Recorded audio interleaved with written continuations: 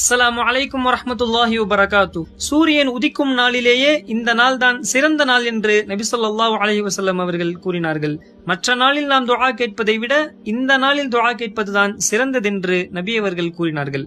இந்த நாளில்தான் அல்லாஹ் நரகத்திலிருந்து அதிகமானவர்களை சொர்க்கத்தில் கொண்டு சேர்க்கின்றான். இந்த நாளில் ஷைத்தான் நஷ்டமடைகின்றான், கேவலமடைகின்றான், இழிவடைகின்றான். அந்த நாள்தான் துல்ஹஜ் மாதத்தின் 9வது பிறை அரஃபாவுடைய நாள். அரஃபாவுடைய நாளில் நாம் நோன்பு வைத்தால் சென்ற வருடம் செய்த அனைத்து பாவத்தையும் அடுத்த வருடம் நாம் செய்யும் அனைத்து பாவத்தையும் அல்லாஹ் மன்னித்து விடுகின்றான்.